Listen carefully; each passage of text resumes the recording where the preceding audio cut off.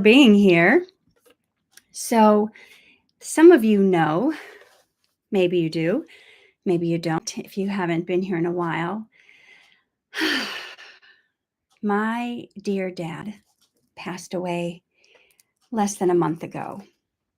And so I told you guys one of the things I wanted to do on the live stream the next time we got together was to share with you life lessons I learned from my dad.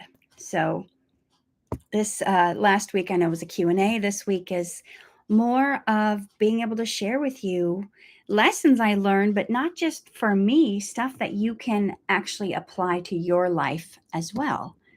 And I think it's so important to learn from those who have gone before us.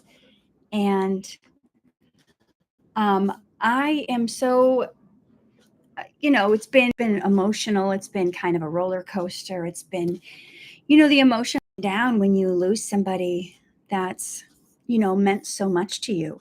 And one of the interesting things I've been running into is let people know, my father passed away. They're kind of surprised to hear that we actually had a good relationship.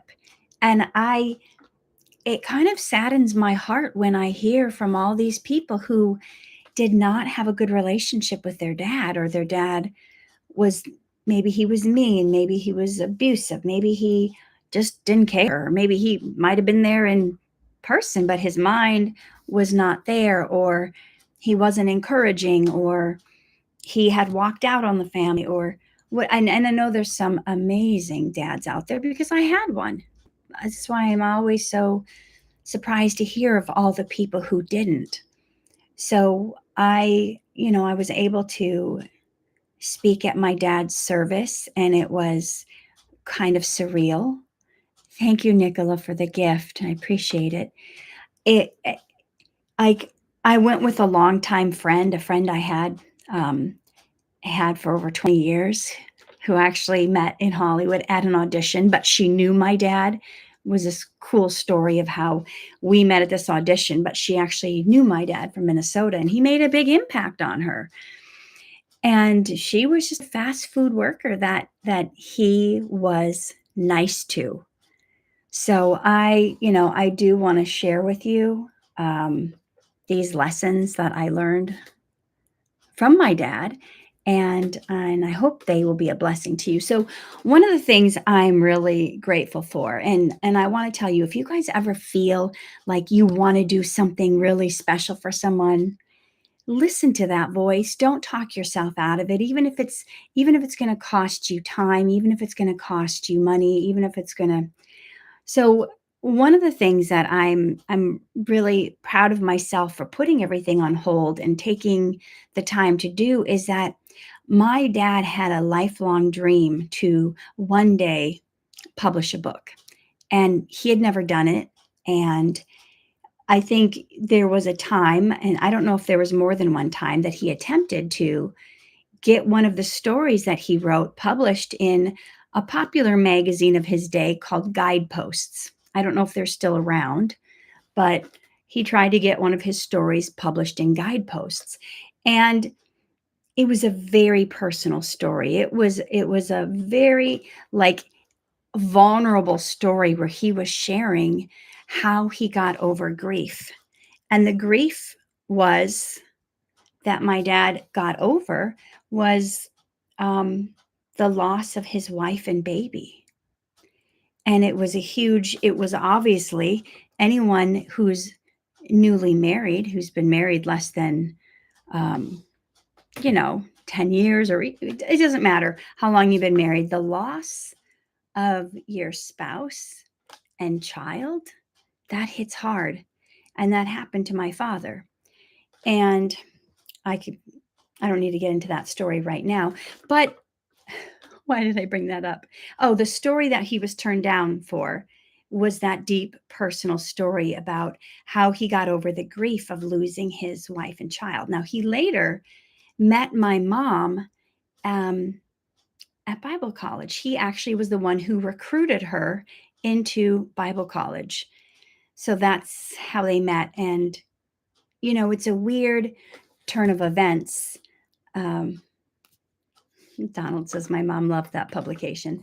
It was a weird turn of events of uh, how like I'm here now and I wouldn't even be here. My brother wouldn't even be here had my dad not lost his first wife and baby. So for those of you who don't know, my dad was driving one day in his little VW Bug with his wife, who was 9 months pregnant. And a gravel truck ran a stop sign, and the doctors were not able to save my dad's wife and baby.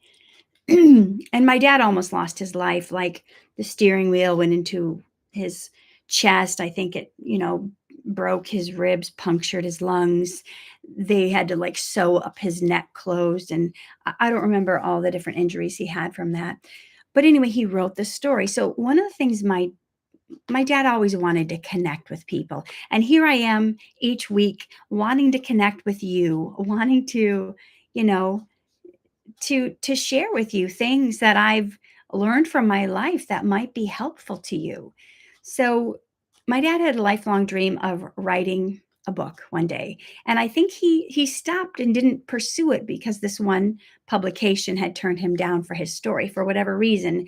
I think maybe he took that rejection as something being just, maybe I'll just share my gift of story writing with, the 20 or 30 people I send my stories to each month. And so this dream of writing a book was not going to be fulfilled by him. And when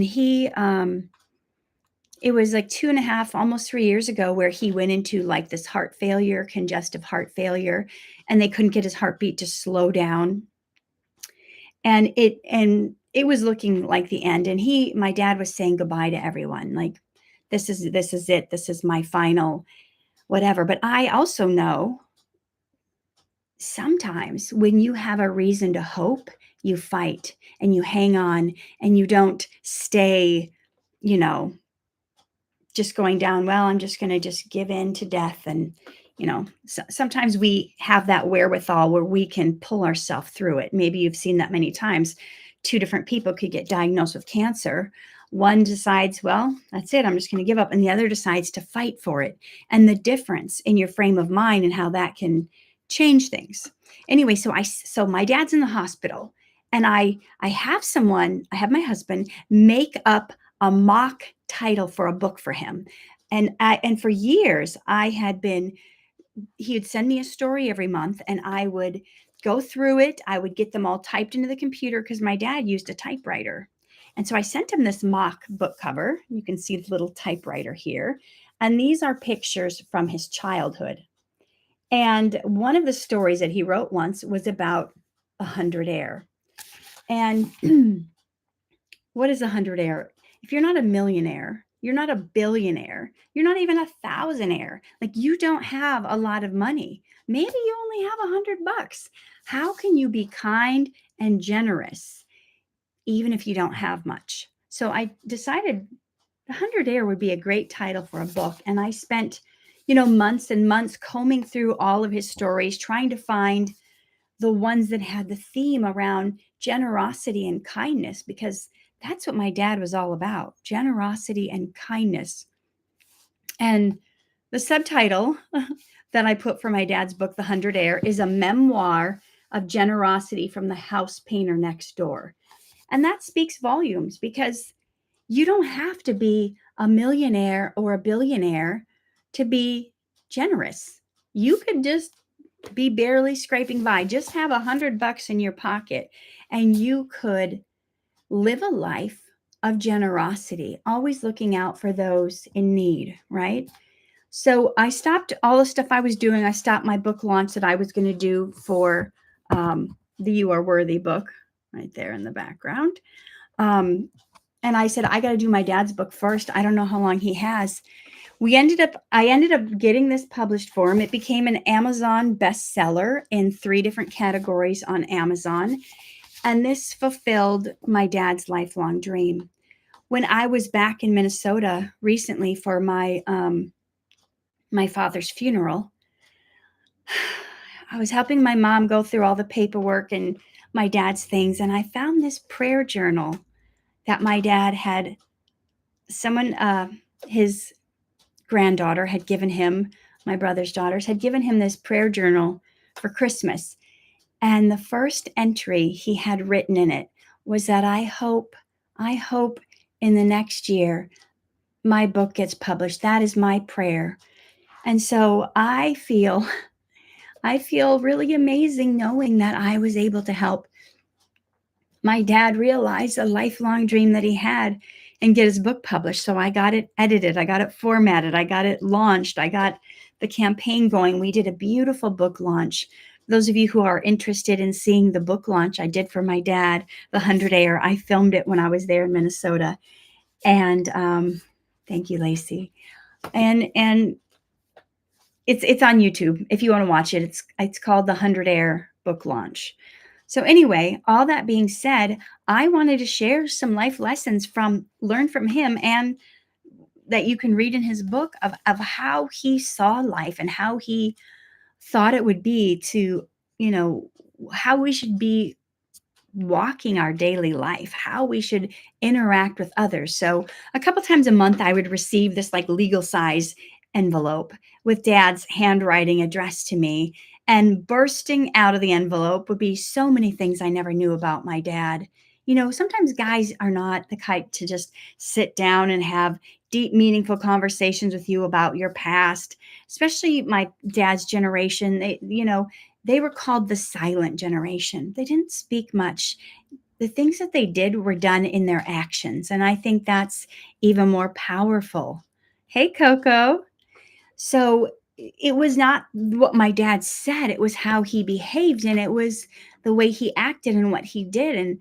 And I would read his stories that he would write, and I'd think, man, this would be a fantastic TV show. My dad's life was kind of like a cross between Little House on a Prairie and Prairie Home Companion. I don't know if you guys have ever heard of those shows, but those are old-timey shows.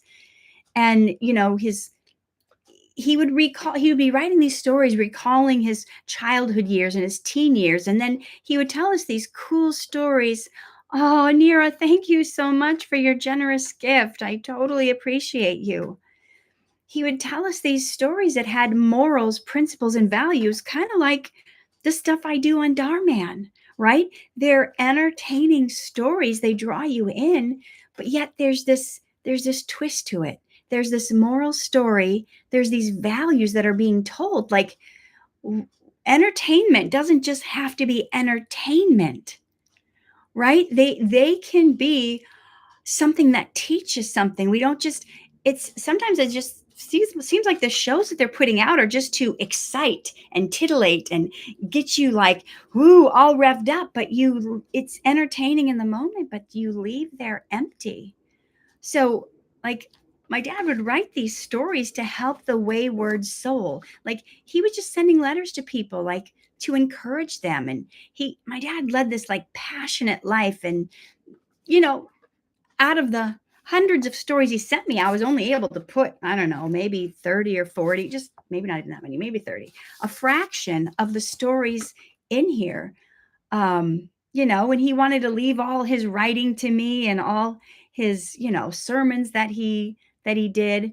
So I went through them, and I put this book together for him. And so today I just want to share with you some of the lessons that I've learned from my dad. And how can we apply those to our life? How people the thing about my parents is not about what they said. Like I said, they're from the silent generation. It's I got to witness as a kid, even growing up in a trailer park where we didn't have money, where my dad was painting houses for $2 an hour. And I got to see how he sacrificed, how he treated others. Now, that was not the even going rate of pay at that time. In those years, the going rate of pay for house painters might have been $4 or $6 an hour. My dad charged a fraction of what even other people would get. And some could argue, well, he should have charged more, then your family would have had more. And that's true. That's true.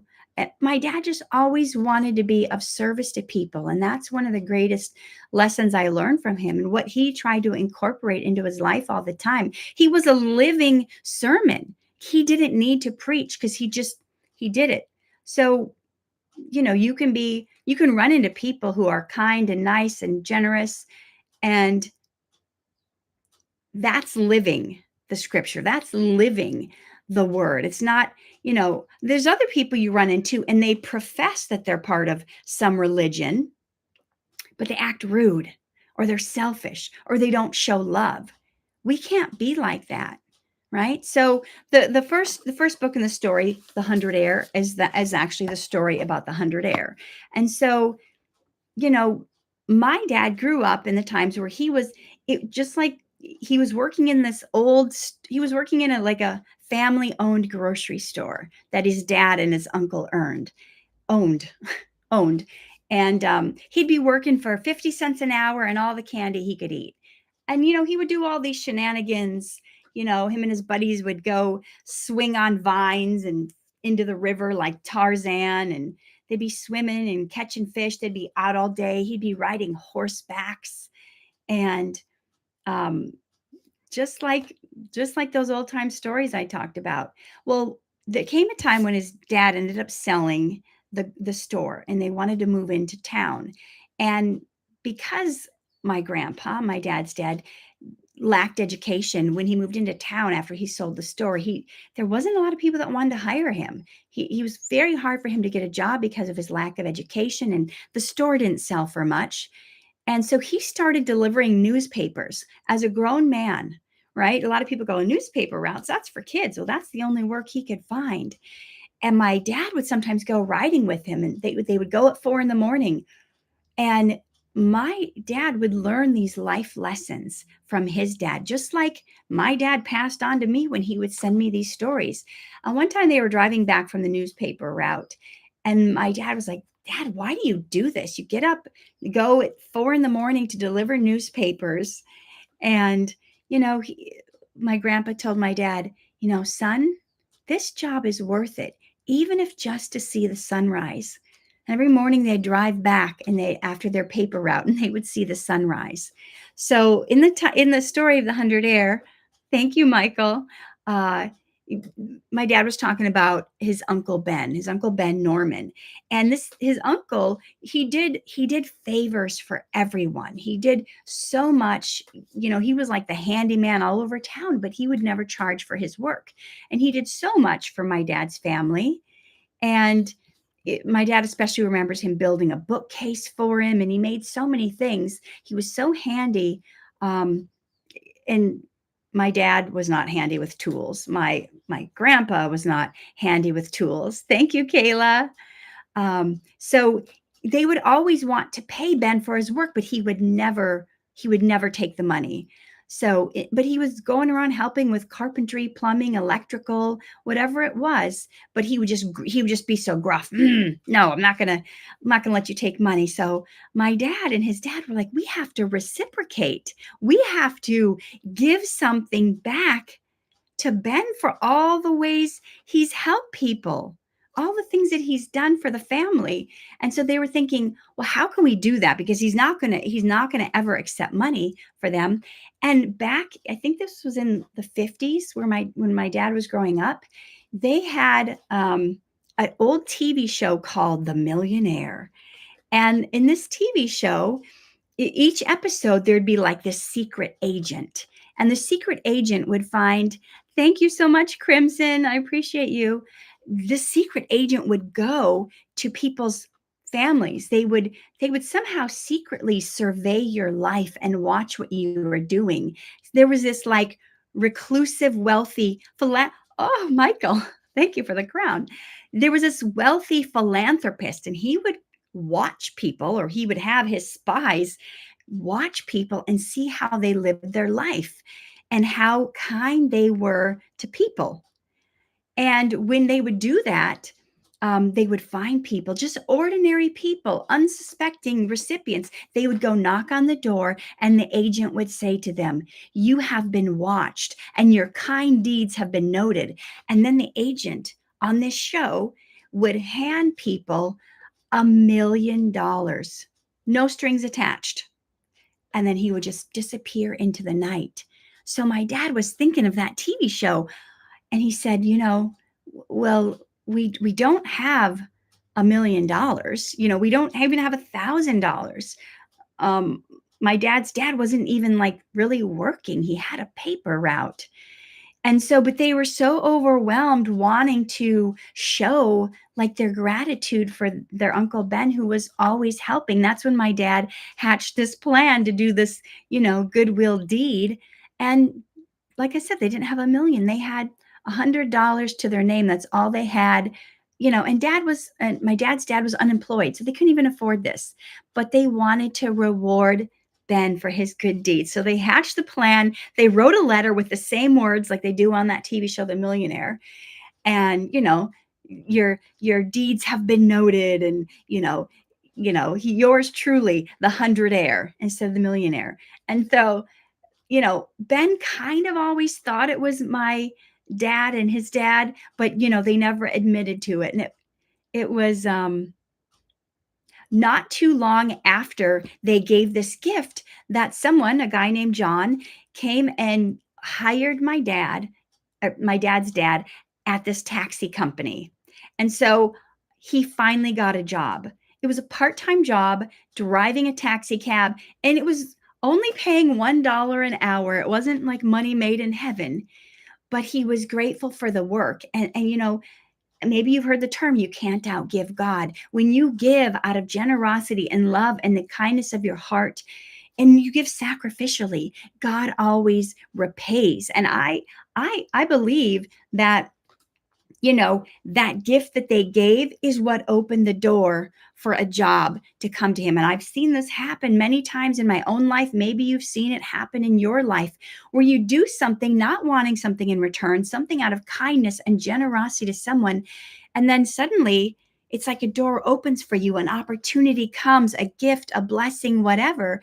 It comes because you were being kind, you were being generous. So true wealth really isn't about money. It's about generosity. It's about going out of your way to give and be kind to those to show gratitude to those who owe it.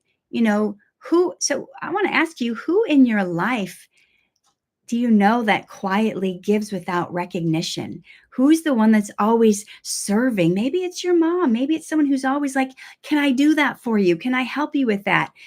How can you honor them? How can you reward them?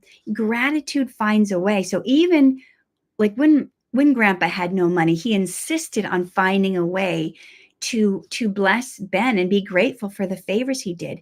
And having dignity in your work. Maybe you're working a job right now you don't really care for, like a 4 a.m. paper route when you're a grown man, but it led to this other job, right? After he was generous.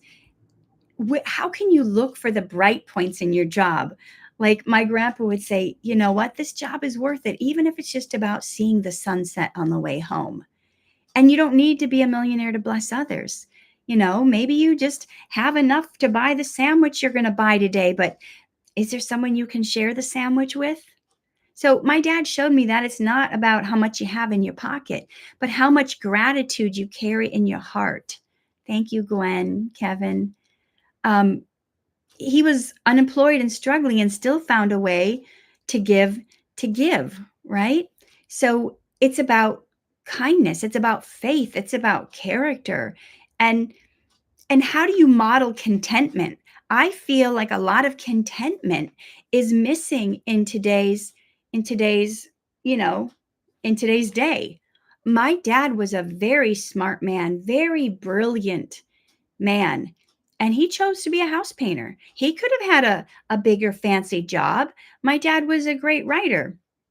As a matter of fact, our previous pastor at the church we used to go to when I was growing up would keep files of letters people sent him. And sometimes my dad would write the pastor letters after a sermon, and the pastor was very, very well educated, a lot of degrees. He was a Messianic Jew. He was someone who knew the Torah, the Jewish scriptures inside and out, but he came to faith in Christ. So he was what they call a Messianic Jew. So he knew all the Jewish rabbi stuff, and then he became pastor. My dad would sometimes write him letters after his sermons, saying stuff. And one day at at church when he was getting ready to move on to the next congregation he was going to go to.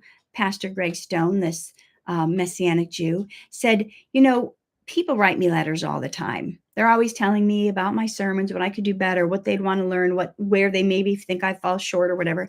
He said, and over the many years, I've had hundreds of letters written to me. And he said, I've only kept 15 of those letters. I have a file of 15 letters that I thought were worth saving and even worth, to reread at a later date. And he said in front of the whole congregation, 13 of those letters, 13 of those 15 letters were written by Don Foster. That was my dad. So he took care in everything he did. He could have had a fancier job if he wanted to. He could have been a teacher. He could have been all different kinds of things. And he chose to paint houses. So it's not about the job. It's about finding the joy in whatever you set your hands to, right? So who can you thank in your life? You don't have to wait until you have enough to show gratitude to someone.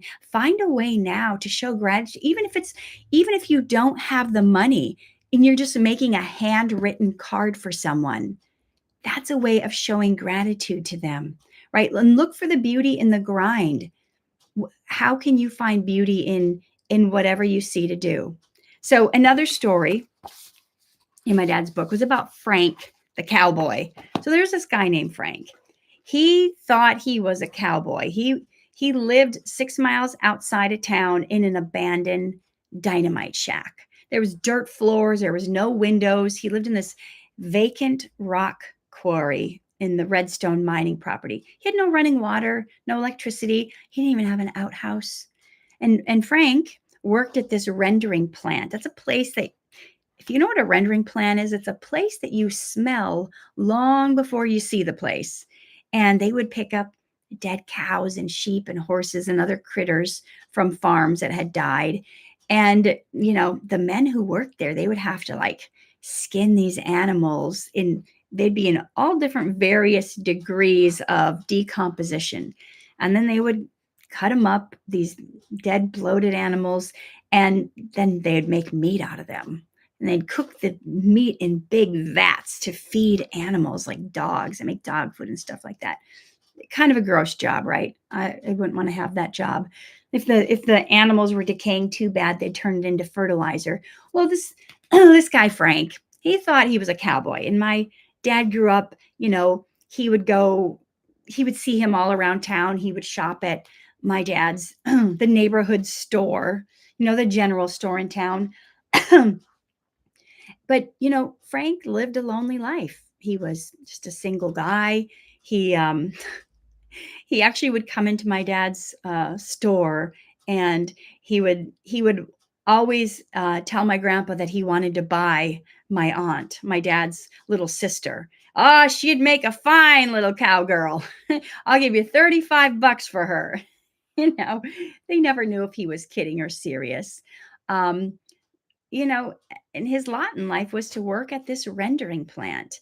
And he never owned a car. He would drive a horse everywhere for transportation, but he drank a lot. And I don't know if that was out of loneliness or what. And he would ride into town Saturday nights because Friday nights were payday.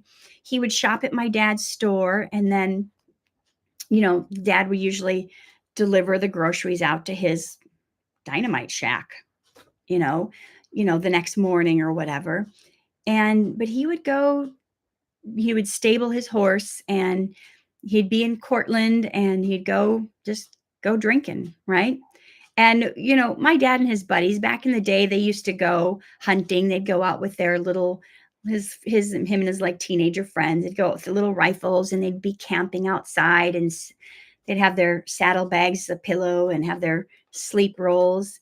And so they'd head out near Frank's place and, go hunting, just go look for arrowheads. And whenever they walked by Frank's house, they would always be yelling, Frank, Frank, trying to warn him of their presence because, he might be drunk and take a pop shot at him. But Frank would always recognize my dad's voice and call back, is that you, Shorty? My dad was short. And, on the same line of talking about how he could have, if he wanted, had a higher position in life and just chose to do painting.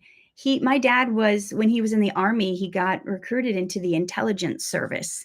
So he would go on secret missions, and he was, he tested, I forget how many, several points or percentages higher than most of the men in the army. So they had him doing intelligence work, and they asked him to join West Point.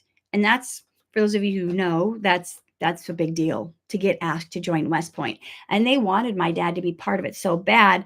But he was too short to meet the requirements. So he actually got a letter of, I think they call it accommodation recommendation. He got an accommodation for his height because it was 2 inches shorter than the minimum required to be in West Point. Now, my dad never took them up on their offer. He never decided to go to West Point. I think part of it may have been maybe not feeling worthy. And, for those of you who know, I wrote the book, You Are Worthy.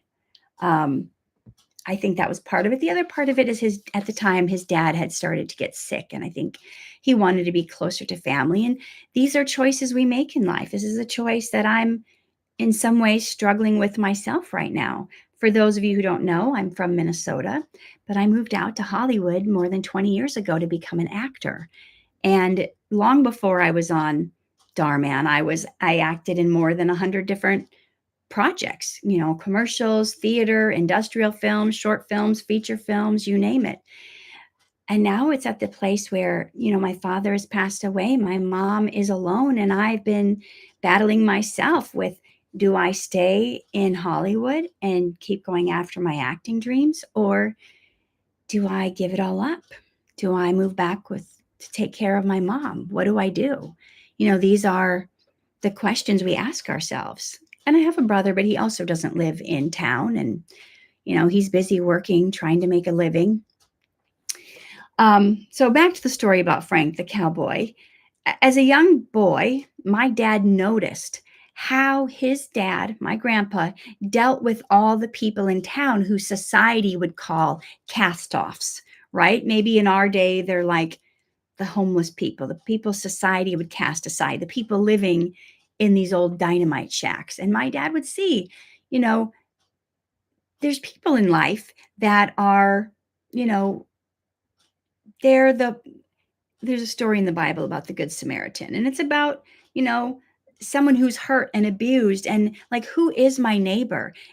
It's not the ones who walk by the hurt person. It's the one who goes and helps the hurt person. And there's people in life that are like lepers of the Bible times, of people, oh, we don't want to get near. Oh, they stink. They might, I don't want to be near them. I don't know what their issue is. They may be, you know, they maybe made that choice. We don't know the hard road people took or how they got where they are. But my grandpa would see these people and he would treat them with dignity. And my dad learned about that. And I would see him treat people, whether you were a janitor or a fast food worker, with such dignity and respect, and give them the time of day and ask them about themselves and look them in the eyes and really be interested, whether you were a single mom, a secretary, a janitor, or a rich banker. And this was different from how others saw these people. There's those who, like in the Good Samaritan story, will cross to the other side of the street because we don't want to be bothered with these lowly people. Or maybe we're just the type that, I was homeschooling the first years, but he's not wearing name brand clothes or not having money. And my son used to be so carefree, so excited about life. He used to just wear whatever he wanted. And now in the first grade, he's coming home like, Mom, I need cool clothes. I need these name brands. And I remember that maybe happened to me in like high school or junior high, where I thought, oh, to fit in, I have to have these name brands. It is now happening in first grade, where kids are making fun of other kids for not having name brands. It's so disturbing. And now it used to be like he would just get dressed, and now he's like, Mom, I don't have any shirts. And I counted, he has like 30 t-shirts, one for like every day of the month, but none of them are cool enough. And he's so concerned about fitting in and people liking him. So this is why, like, my dad's work and the stories that he came up with in this book, The Hundred-Aire, how important it is to teach people that it's not about the money you have, but to treat people with dignity and respect because God created them. We are all made in God's image and likeness. And how about praying for someone and trying to understand them rather than just poking fun at them for, whatever they may not have? So the name of my dad's store, his little hometown general store, was called Jack Sprat's grocery store. So 10 o'clock at night, Saturday nights, my dad and his dad, Grandpa Ward, they would drive over to Redstone to deliver Frank's groceries. So Redstone is where Frank lived, in that old abandoned dynamite shack. It didn't even have windows. It had a dirt floor. And my dad would ride with him down that gravel road to the abandoned house. And they would just leave the groceries where Frank told them to leave the groceries, on the porch of this like abandoned house. And then Frank would pick them up and take them back to his shack. So, well, after he would leave my dad's store, he would go to the bar. He'd go to Leo Walter's bar to find social acceptance. And, what's really interesting is Frank was treated better at that bar than he would have been treated at a lot of churches these days.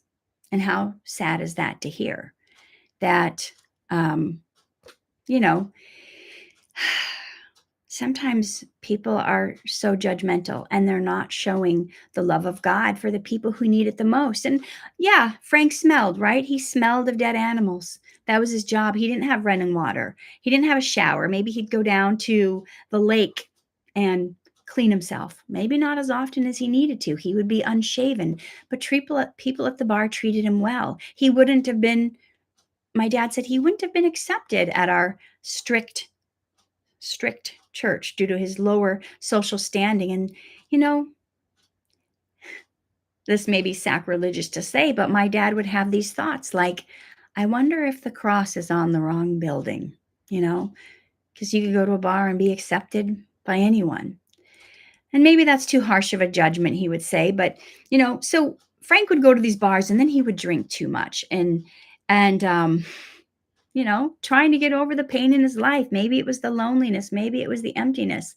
And when the bar would close, Frank would stagger out to his horse he had tied up and saddle the horse and this head for home. He'd completely slump over, like he would pass out on the horse.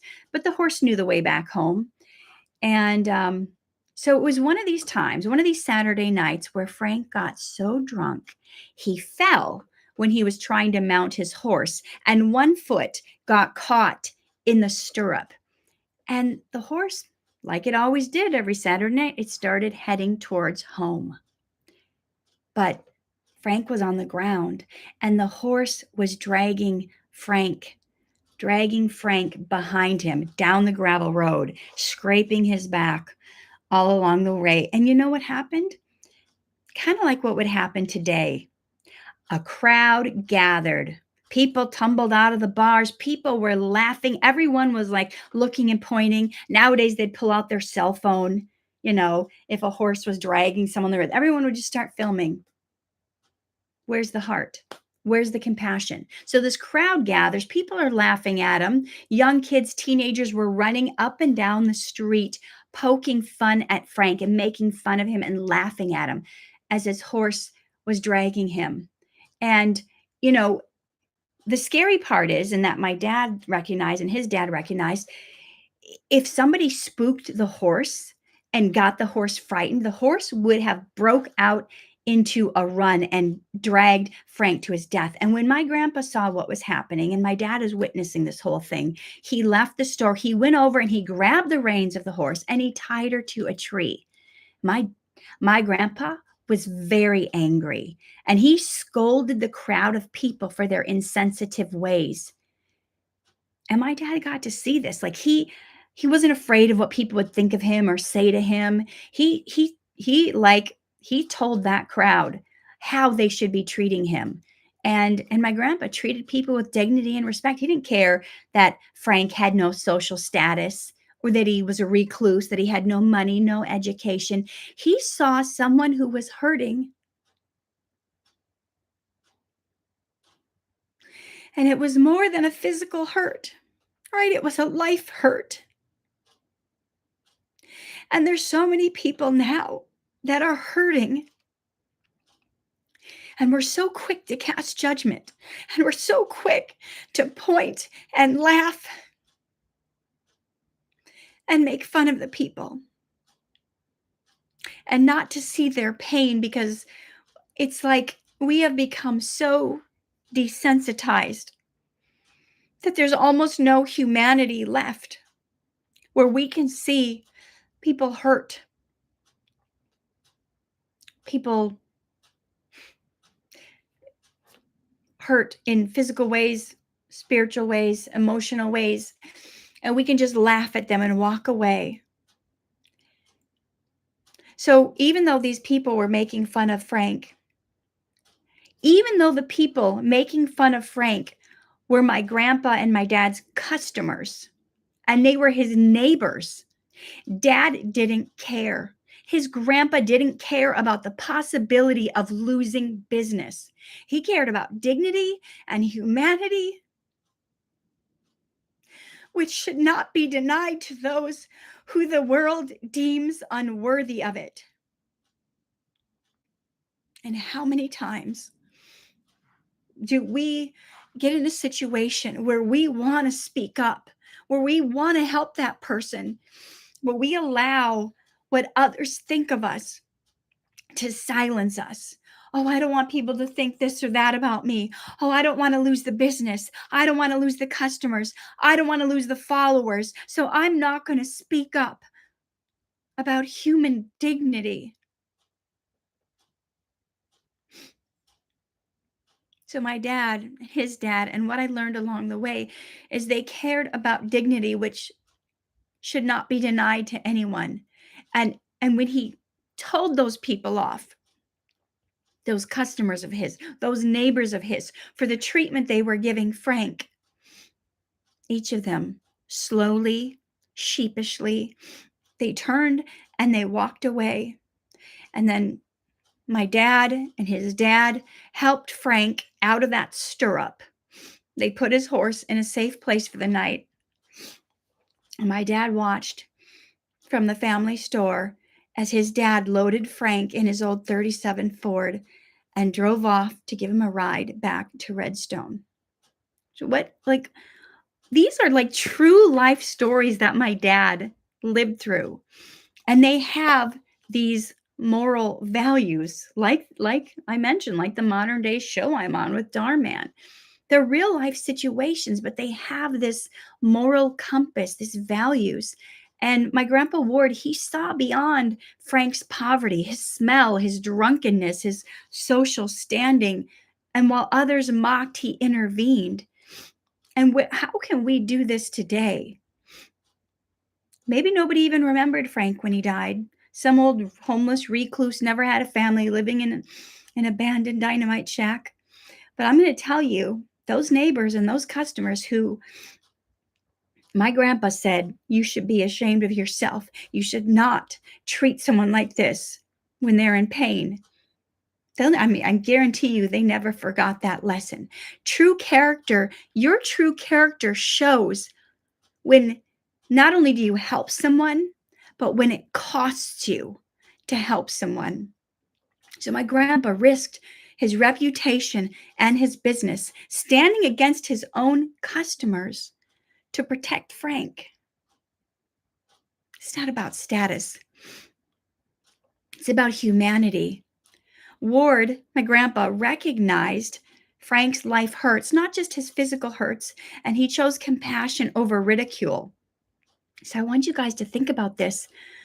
Like in your real life, how often do we, even if unconsciously, see someone hurt, and we cross the other side of the street, or we avoid eye contact, or we gossip about them instead of extending dignity?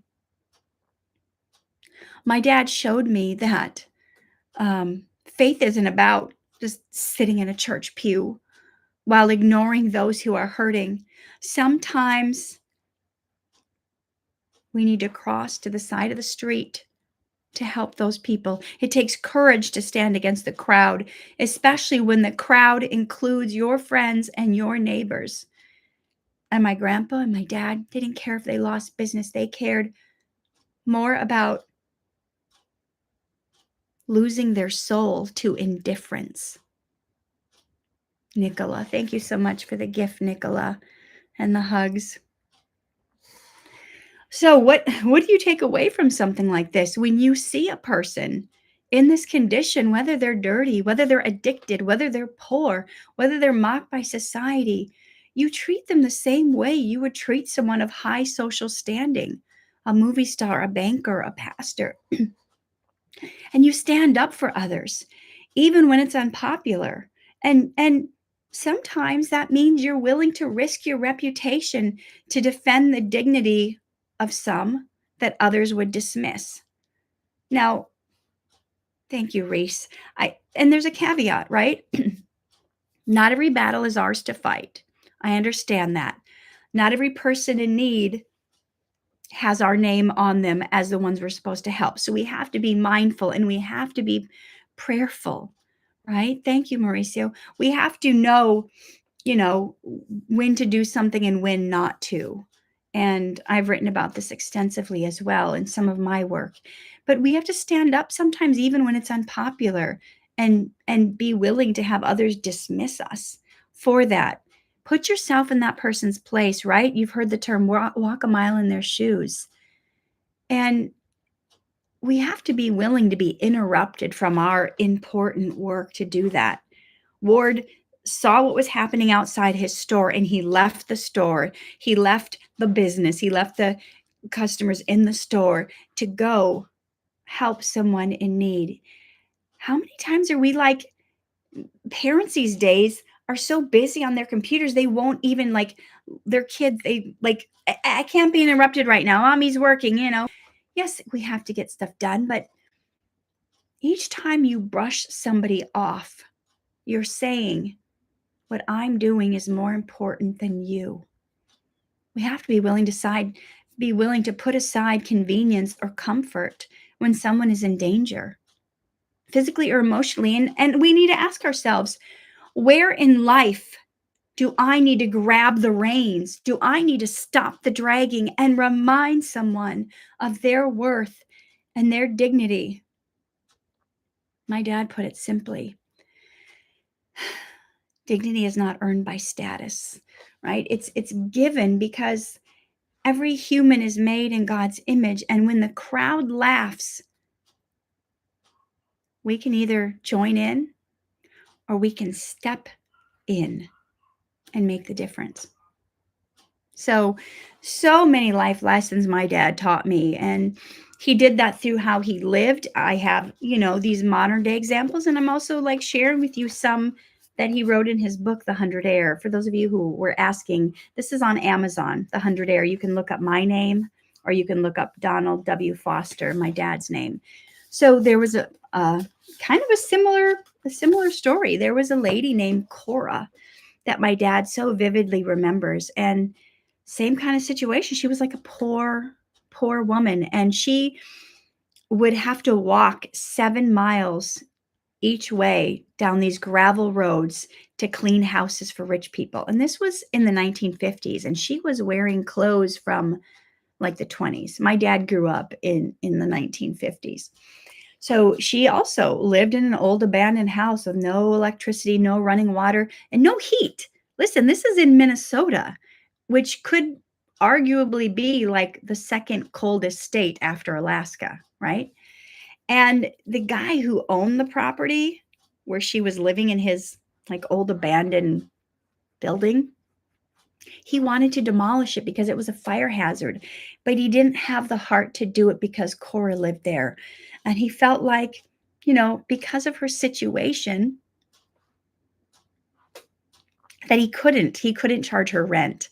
So she was like around 50 years old. She had graying hair neatly tucked into a bun.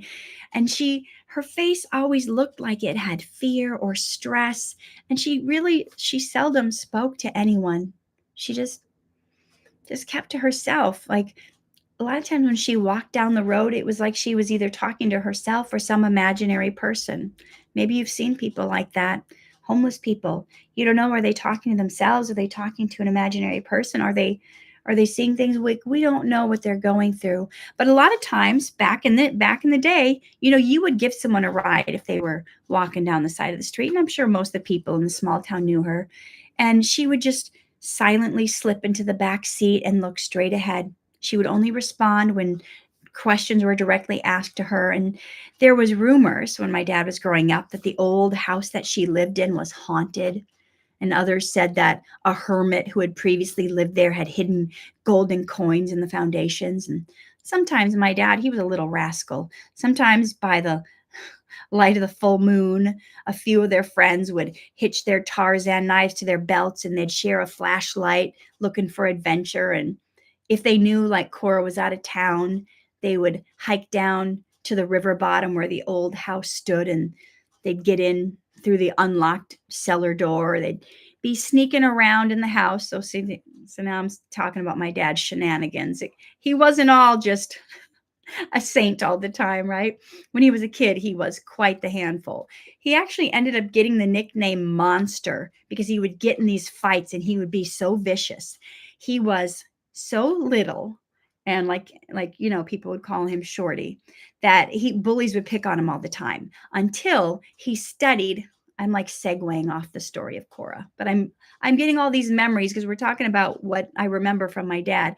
He would he studied how the wolverine would fight. Now, wolverine is a small, like 40-pound animal, but when my dad studied how it would be so crazed and erratic, it could even back down giant, like 300-pound bears. My dad studied this, and so he decided if anyone was going to pick on him anymore, he would act the same way. And he would get so wild and crazy when these bullies would fight him that he got the nickname Monster. So anyway, he's exploring Cora's house with his buddies, and you can hear mice running inside the walls. You can hear an owl hoot from a dead tree limb. And it was like scary. It was a scary adventure for 12 to 14-year-old boys, even though they did have their like Tarzan knives with them.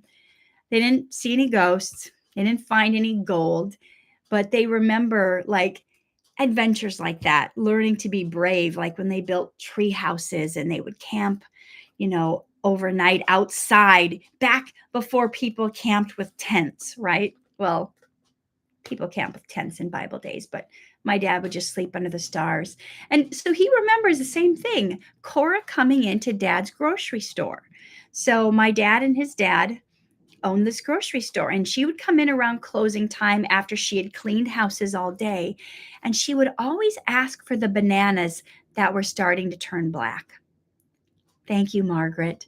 She would always get the meat that was starting to turn green, right? And she would buy the canned goods that were really badly dented. And my dad and his dad and Uncle Jerry, they were business partners. They would only charge her a few pennies for her purchases, and maybe sometimes only 5 or 10 cents for the whole bag of groceries. And one time after she left the store, my dad says to his dad and his Uncle Jerry, "Why don't you guys just give her that stuff? Like, you guys are going to throw that stuff away anyway. That's like the rotting stuff that nobody even wants anymore." And I'll never forget my grandfather's answer to my dad. And my dad would relay this to me. And they said, if you just give her all her groceries, it will destroy her dignity. She will feel a sense of shame. And we never want Cora to feel like she is a beggar. So Cora always paid just a tiny little amount, but Dad and Jerry would throw a whole lot in. And when he grew up, my dad knew all these people, like the Coras, the people who lived in the dynamite shacks, the old man who lived in a hunting shack in Swan Lake, another man who lived in a dugout prairie cave. like the early settlers in the 1800s. And as a young boy, people living like that, my dad, he didn't think it was strange because he saw that was how many people lived. And there were people that would live, on the fringes of society. And those people ended up being like my dad's mentors, the people who he learned from by watching them, by talking to them, by interacting with them. He learned so many life lessons. And sometimes my dad would say, I think these are the kind of people that Jesus had in mind when he referred to those living along the highways and the byways, those who lived on the hedges of life. It was from those men and women that my dad learned about respect and caring and sharing. These life lessons helped shape him into the man he became and the father he became to me as I witnessed how he treated people, right? And, he learned that dignity is just as essential to someone as food. How it destroys someone if you just give them everything and then they feel like they're a charity case. That's why they wouldn't even give her the groceries that she asked for that were starting to spoil because it would rob her of her self-respect. He learned we got to respect those who live on the margins. Cora lived in poverty, in silence, and fear. But when she would come to their store, that would be the one place where she would be treated with the same courtesy as any other customer. And the mentors we have in life, maybe they don't always look like teachers, but my dad, by observing Cora and how she lived and others who lived in the shadows of life, he learned about how we treat people. And so, like, something to reflect on, something to think about in your daily life. How often do we rush to fix someone? Like, oh, I'm going to help them, I'm going to fix them, without considering their dignity. Instead of like, I'm going to do this for you, I'm just going to take care of that for you. How about we find a way to do it together with them? How about, hey, I noticed you need money for your electric bill. Maybe you have money to pay their electric bill and you could do it. Hey, what do you think would be a good way we could come up with the money for that? Should we have a garage sale together? Maybe you spend the day helping them have a garage sale. They have the dignity of like, hey, I sold my things.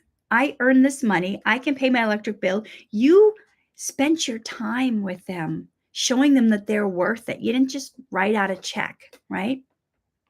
And trust me, I know there's time and places for both of them. But, my dad was taught through Cora and through his dad, generosity isn't about making people feel small. Just, oh, I'll take care of that because you can't handle that. I'll just pay that because you obviously can't. It's about lifting people up. Sometimes the greatest teachers in life aren't the professors, the teachers, the pastors, but they're the people that society overlooks. So how can we give? Yes, giving is so important, but how can we give in a way that preserves a person's dignity? We don't just, find ways to hand it over, but we find ways to actually contribute so that people don't feel small, so that they don't feel pity. How can we notice the unseen, the quiet, the overlooked people in our community? Many of them carry deep lessons in humanity, and we can't judge a book by its cover. We don't know how they got there or what they overcame, even if it was their own choices, even if they got addicted or they made the wrong choice or they did the wrong things. We don't know where they are now. We don't know where they are spiritually, mentally. How can we show compassion even for those who did make the wrong choices?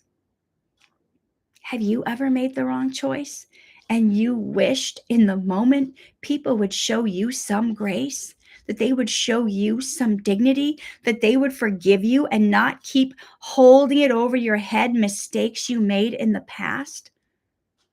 How refreshing would it be if we could treat people the same way we want to be treated? Thank you, Margaret. What a concept, right? To treat others in the same way you want to be treated, to treat others the way Jesus would want us to treat them. He would want us to not pass somebody by who was hurting. Was this helpful? If you guys want more of this, I mean, I could do another whole session on the life lessons I learned from my dad and from his book, The Hundred-Aire. If this was helpful to you, just put yes in the chat. And if I get 10 yeses, I will do a part two.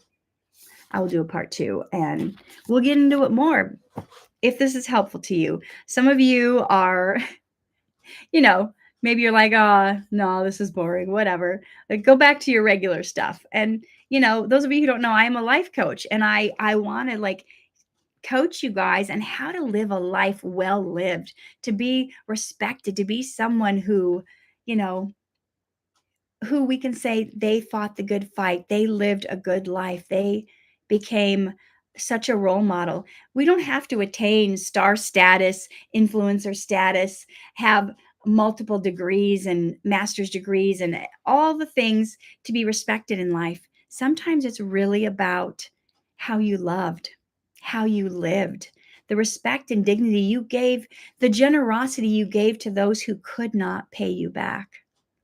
So if that sounds good to you, we will do a part two. I want to let you guys know I'm normally here every Saturday mornings, 8 a.m. Pacific time. I will be doing a deep dive next week, doing an intensive with one of my VIP clients. And so in-person sessions all day. So I will not be here next week, but I will see you the following week. All right. God bless you. And those of you